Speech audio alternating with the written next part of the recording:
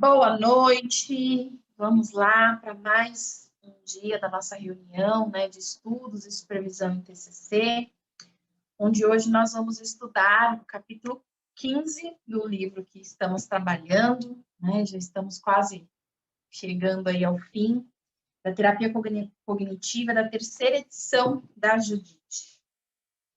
Hoje nós vamos falar sobre respostas de pensamentos automáticos, né? Então vai ser uma aula um pouco mais curta, mais importante aí para o processo, tá? Na outra aula, nós falamos de como ajudar o paciente a identificar as PAs, né? Que são os pensamentos automáticos. A gente, sempre quando vai anotar alguma coisa, cria o hábito de abreviar aí para PA, tá bom? Agora a gente vai trabalhar como ele vai lidar com as respostas. E aí, a Judite coloca no livro, né, algumas perguntas que nós temos que fazer para cada paciente, né, para ajudar neste processo. Uma, como o paciente pode, né, como o paciente pode usar a folha de registro, qualquer outra anotação. E se esse RPD ou qualquer outra folha de registro não for o suficiente, não deu certo? Então, são perguntas que são muito comuns dentro da supervisão, inclusive, né? Onde nós ficamos com dúvidas de como está funcionando, o que eu devo fazer. Então, é isso que a gente vai tentar aí brevemente falar, né? Então, nós já estamos falando sobre pensamentos automáticos há muito tempo. Você que ainda não domina a questão do pensamento automático, é importante continuar estudando. Porque se você não tiver conhecimento do pensamento automático, dificilmente você vai conseguir aprofundar nas crenças e outras estratégias e outros conceitos da TCC que são muito importantes. Às vezes às vezes acontece, a gente fala, eu vou falar daquilo que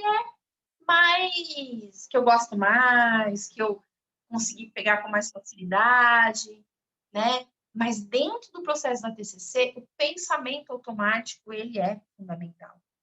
Então, vocês têm o livro, então lá no livro, se vocês quiserem até anotar aí, algumas páginas são importantes que vocês tenham uma revisão, que é a página 238, 262, 263 e 264, tá?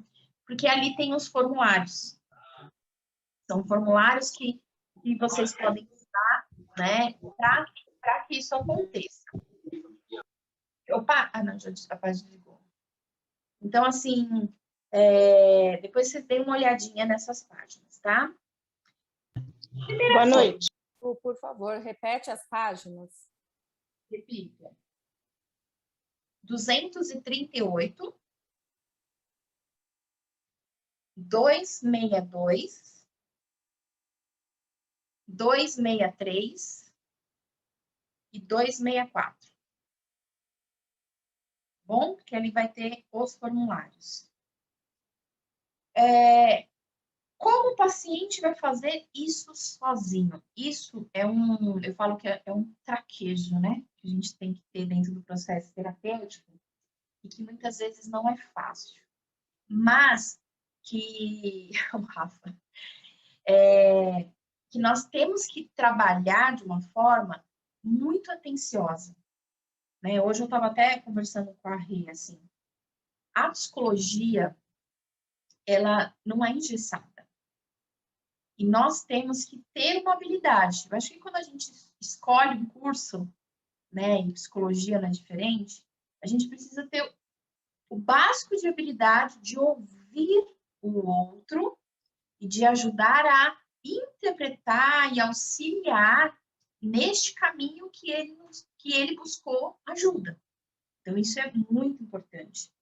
A gente pode desenvolver isso? Pode. Isso exige muito esforço, muito trabalho. A gente fala, não vou estudar no final de semana. Não vai ter jeito. Às vezes eu lembro que eu consegui muito isso, essa percepção, com trabalhos voluntários, atendendo pessoas, né, de diversas dificuldades, diversos níveis sociais, e isso me ajudou muito, muito a ter isso. Então, fica como dica.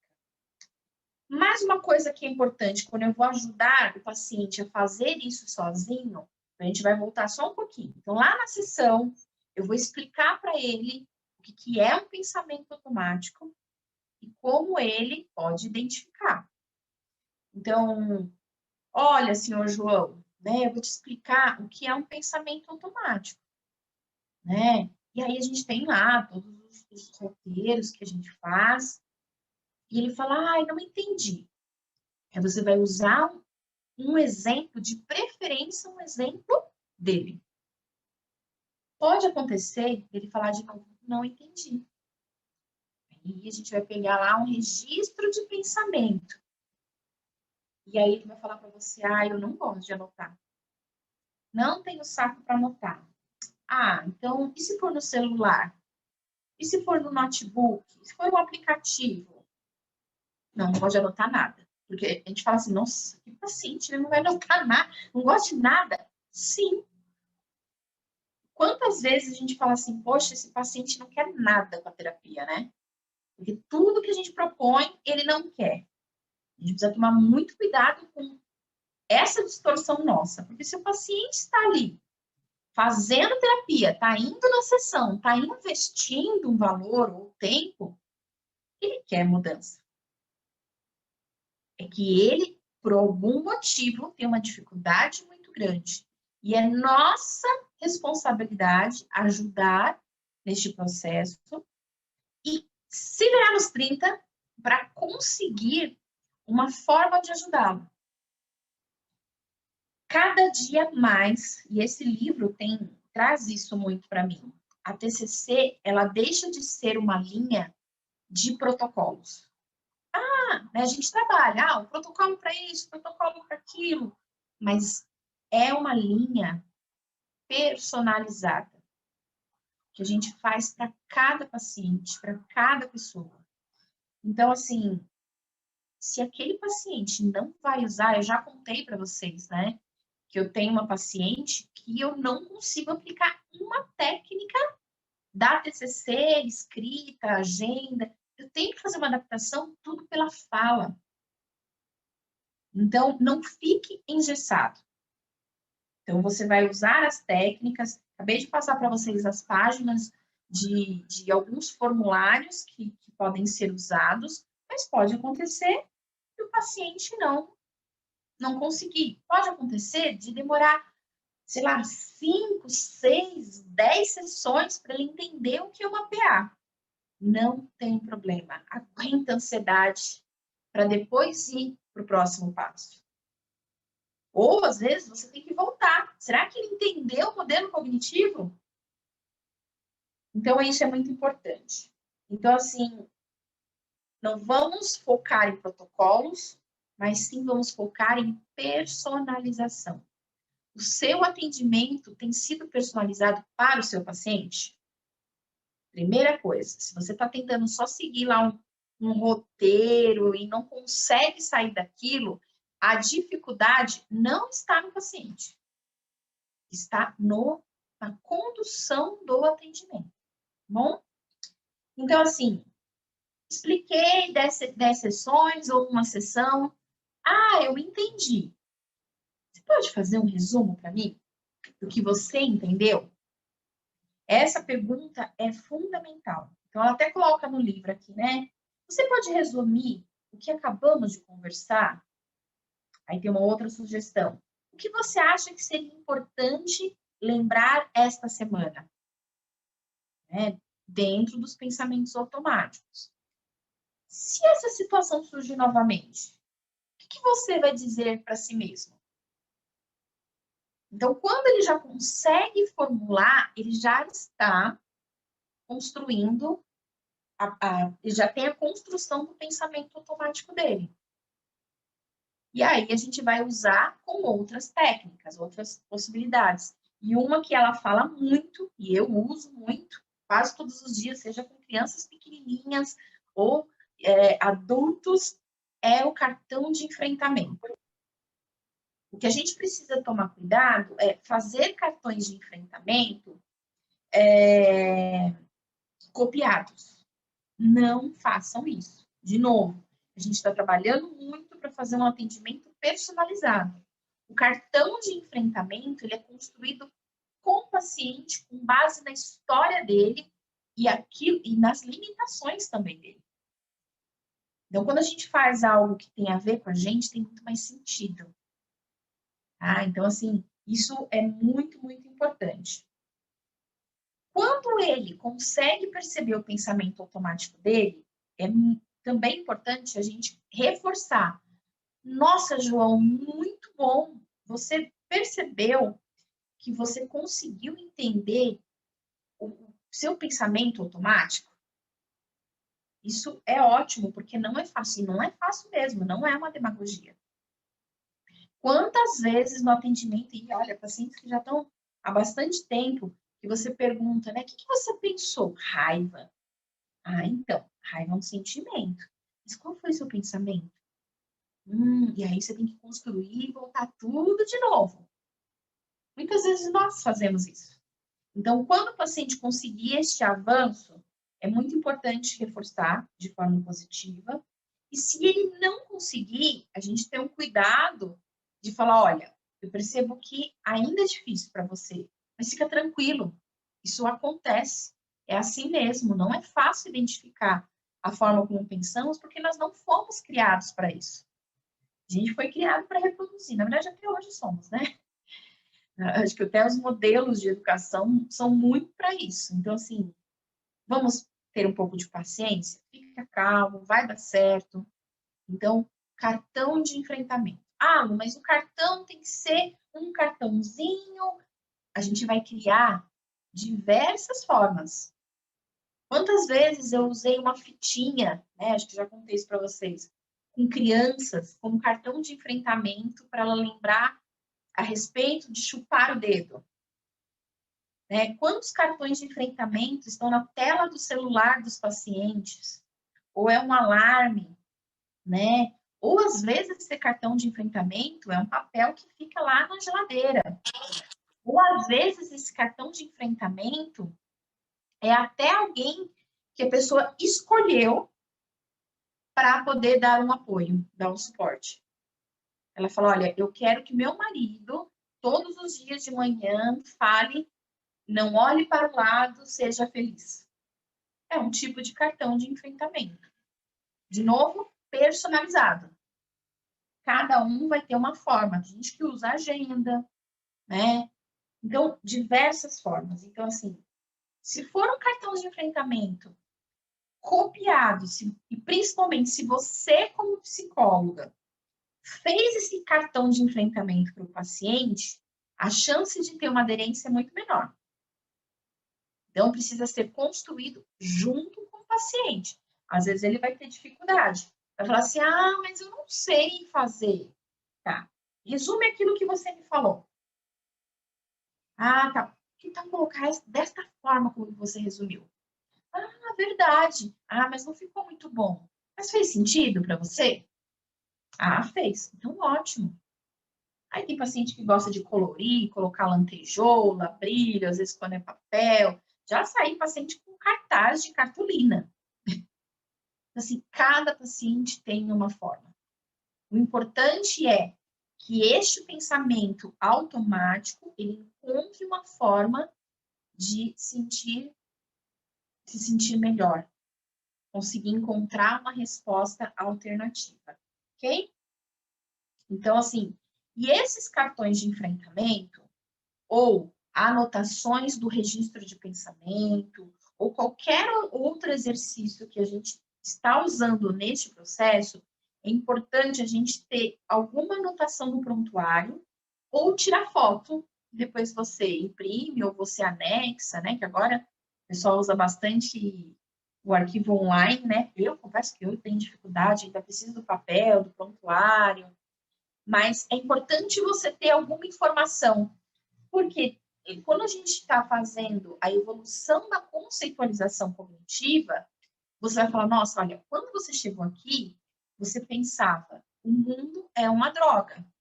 Agora, depois passados de 10 sessões, você pensa, algumas pessoas do mundo são ruins. Ou algumas pessoas do mundo eu considero como uma droga. Parece que não, mas é uma evolução.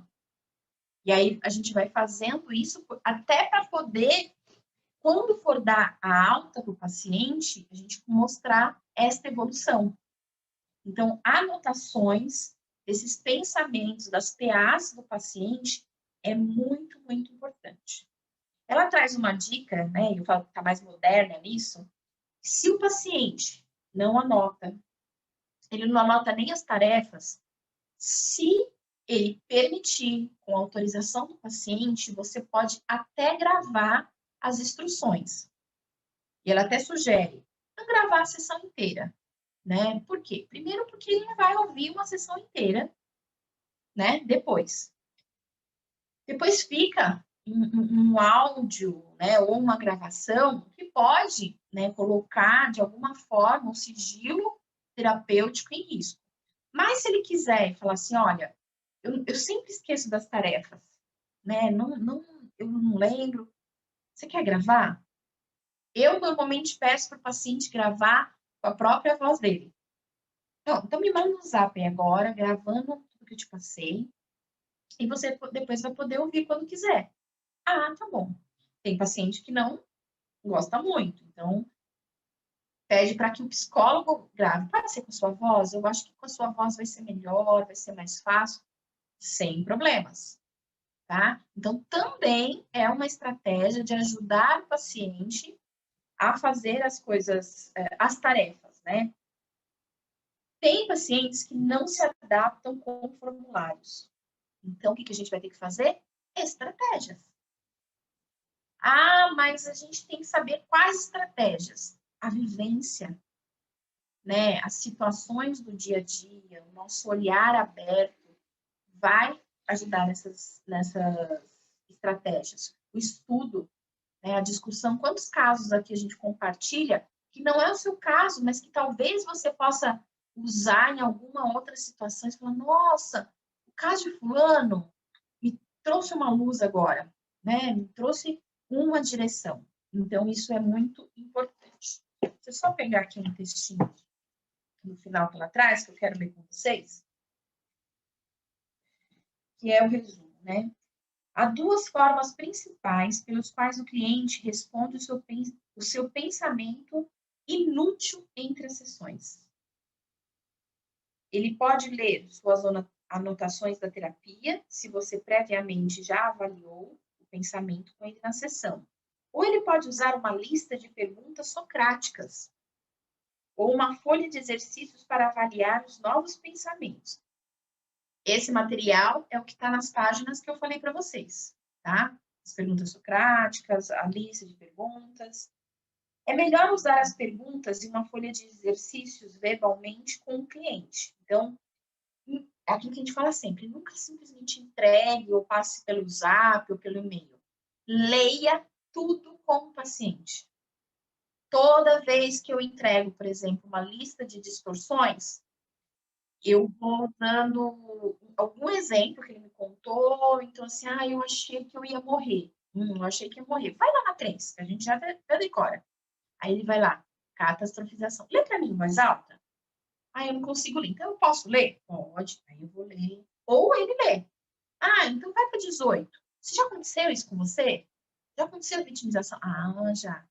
Então, assim, dar material para o paciente, achando que ele vai fazer em casa, sozinho, é um desperdício de tempo. Porque, né, já falamos, nem a gente faz, né? Quantas tarefas a gente já propôs aqui e vocês não fizeram? Então, faz cara aí. Se você for bem sucedido em ajudar um cliente a avaliar um pensamento automático, poderá então lhe poderá então lhe mostrar como usar uma folha de exercício. Ou seja, eu só vou dar uma tarefa de casa se ele entendeu. Se ele não entendeu, nem dá a folha, nem manda o exercício, porque é perca de tempo. De novo, vai demorar 10 sessões para ele entender? 10 sessões, na 10ª eu vou dar a folha de algum exercício. Tá? E, de preferência, que contenha as mesmas questões que você conversou. Senão ele não vai associar. Né? Você pergunta A, e lá na folha estava o B. Ele não vai associar. Por isso que a gente faz junto, né? Eu sempre faço o primeiro exercício com eles. Quando uma folha de exercícios não for suficientemente útil, conceitualize. Aí a gente volta lá na conceitualização, né? Para entender o porquê da dificuldade desse paciente. A história, o traumas, a forma que ele pensa. E não falar, ele não quer saber de nada da terapia. Não, vai para a conceitualização. E aí ela faz algumas perguntas, né, para nossa reflexão. Que problemas podem surgir na apresentação de uma folha de exercícios a um cliente? Primeiro problema, a gente não saber usar. A gente passar um exercício para o paciente e nunca nós fizemos antes. Tanto que a gente fala, faça com você. O que você pode fazer quando uma folha de exercícios não é suficientemente útil? Vou conceitualizar ou vou buscar novas estratégias. Será que é complicativo? Será que é só falando, né, que a gente vai fazer? Então, tudo isso a gente vai construindo. Como você pode reduzir a probabilidade de os clientes serem autocríticos se não conseguirem completar com sucesso uma folha de exercícios? A gente vai trabalhar antes, que não é fácil fazer. Nossa, eu sempre uso, né? Quando eu vou falar de, por exemplo, de distorções, eu falo para o paciente, olha, você sabia que eu também tenho muitas distorções? Todos os dias? Sério, você? Mas você já não aprendeu isso? Já, mas o fato de eu aprender não quer dizer que eu não tenha distorções. A diferença é que eu sei como tentar lidar com elas. Que elas provavelmente não vão me dominar tanto tempo, porque eu sei o caminho a seguir. Só que este caminho é longo. Este caminho não é fácil. Então, se você levar essa folha que nós já treinamos aqui, parece que você entendeu, e se de repente não der certo, fica tranquilo, a gente vai começar de novo. Terapia é isso. Recomeçar quantas vezes forem necessárias. Tire a dúvida, tire suas dúvidas quantas vezes forem necessárias. Tá bom? E aí ele coloca um exercício prático, né? Sempre no final do texto. Identifique um pensamento automático que poderia impedir você mesmo de fazer um registro de pensamento. Você já fez o seu registro de pensamento? Alguma vez? Se não, eu te desafio a fazer. Se você fez e não gostou, não deu certo, né? Qual foi a PA que você teve para isso ter acontecido? Tá? Depois avalie e responda a esse pensamento usando um registro de pensamento. A seguir, identifique um dos seus pensamentos disfuncionais, vai pegar lá aquela lista, sobre alguma situação e use a folha de exercício testando os pensamentos. Está lá naquelas páginas que eu passei para vocês. Além disso, faça uma dramatização em que você apresenta a um cliente uma das folhas de exercício. Ou seja, você pode treinar. Olha, eu estou aqui te entregando, a gente pode fazer isso na frente do espelho. Ou pode fazer com um colega de trabalho, ou pode fazer com uma pessoa de casa, tá? Lembre-se, comece ajudando o cliente a avaliar o pensamento automático verbalmente, usando as perguntas da folha de exercício. Depois, lance mão da folha de exercício e mostre a ele como preenchê-la. E vai chegar um momento, e este é o objetivo, que ele não vai mais precisar de folha nenhuma. Eu sempre falo isso para os meus pacientes, olha, fica tranquilo, que eu sei que às vezes é chato fazer exercício, você tem que parar, mas vai chegar um momento que isso vai ser muito mais fácil. Muito mais fácil. Então, vamos com calma. O objetivo é fazer com que você se torne o seu próprio terapeuta, não é isso? Então, vamos tentar. Ok? Então, hoje essa aula foi um pouquinho mais curtinha, não dava para misturar com a próxima, né? Que a próxima a gente vai falar de Mindfulness. Mas ela é muito importante. E apesar de ser um assunto que a gente vem falando constantemente, eu ainda percebo, até pelas supervisões, que ainda há dúvida, né, nessa questão de identificação e de ajudar o paciente a identificar os pensamentos automáticos. Ok? Então, semana que vem, vamos para o capítulo 16. Obrigada.